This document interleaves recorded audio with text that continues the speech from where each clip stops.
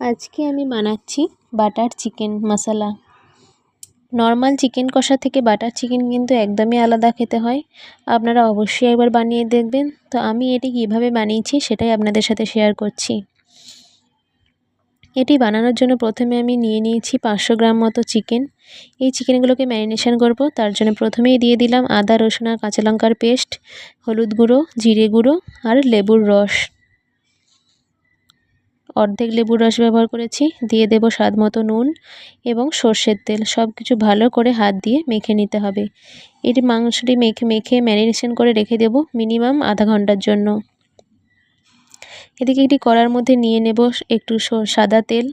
এর মধ্যে দিয়ে দেব কুচি করে রাখা পেঁয়াজ। পেঁয়াজগুলো আগে একদম একটু বড় বড় করেই কেটেছি, কারণ এগুলি পরে আবার পেস্ট করা হবে। এর মধ্যে দিয়ে দেবো কিছু গোটা গরম মশলা, যেমন এলাচ, লবঙ্গ আর গোলমরিচ। এরপর দিয়ে দেব টমেটো কুচি, কাজু বাদাম, দিয়ে দেব তেজপাতা, ধনে পাতার ডান্ডি।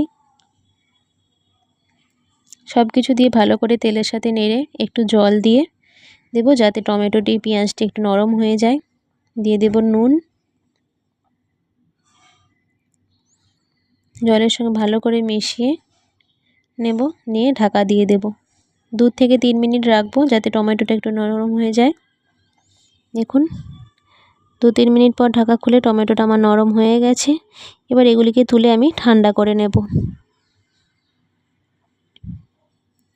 এদিকে এটি কড়ার মধ্যে নিয়ে নেব বেশ খানিকটা সর্ষের তেল। এবার এর মধ্যে চিকেনের পিসগুলি আমি একে একে ভেজে নেব। একটু লাল করেই ভেজে নেব। দেখুন ভাজা হয়ে গেছে। একে একে ভাজতে হবে একটু সময় নিয়ে। এবার এগুলিকে আমি তুলে নেব। আপনারা কখনো বাটার চিকেন বানিয়েছেন কিনা অবশ্যই জানাবেন। বাকি ওইগুলো তুলে বাকি পিসগুলো আমি ভেজে নেব ঠিক একইভাবে লাল করে। ভাজা হয়ে গেছে। এবার কড়াইটা পরিষ্কার করে ওই ভাজার তেলটাই আমি দিয়ে দিচ্ছি। তার মধ্যে দিয়ে দেব বাটার। বাটারটা একটু বেশি করেই দিতে হবে। এরপর দিয়ে দেবো এর মধ্যে আদা রসুন কাঁচা লঙ্কার পেস্ট। সেটি দিয়ে ভালো করে নাড়তে হবে তেলের মধ্যে। এর মধ্যে দিয়ে দেবো কাশ্মীরি লাল লঙ্কার গুঁড়ো। এটার জন্যই কিন্তু কালারটা বেশ দারুণ আসে। এরপর দিয়ে দেব ধনে গুঁড়ো, জিরে গুঁড়ো। মশলাগুলো ভালো করে মিশিয়ে নিয়ে এর মধ্যে দিয়ে দেবো যে বানিয়ে রাখা মশলার পেস্টটা, যে টমেটো পেঁয়াজ যে কড়াতে নেড়েছিলাম সেইটা পেস্ট করে সেই পেস্টটা এর মধ্যে দিয়ে দেব হলুদ গুঁড়ো। সব কিছু ভালো করে মিশিয়ে নেব। দিয়ে দেব কিছুটা কাসুরি মেথি পাতা। কাসুরি মেথি পাতাটা দিয়ে আবারও ভালো করে বেশ কিছুক্ষণ নাড়তে হবে। নেড়ে মশলাটি ফুটে উঠলে ওর মধ্যে দিয়ে দেব চিকেনের পিসগুলি। চিকেনের পিসগুলি দিয়ে ভালো করে মশলার সাথে মাখিয়ে নিয়ে কিছুক্ষণ কষিয়ে নিয়ে ঢাকা দিয়ে সেদ্ধ হতে দেব চিকেনগুলো। মিনিমাম আধা ঘন্টার জন্য সেদ্ধ করতে হবে, তবেই কিন্তু চিকেনগুলো ভালো সেদ্ধ হবে।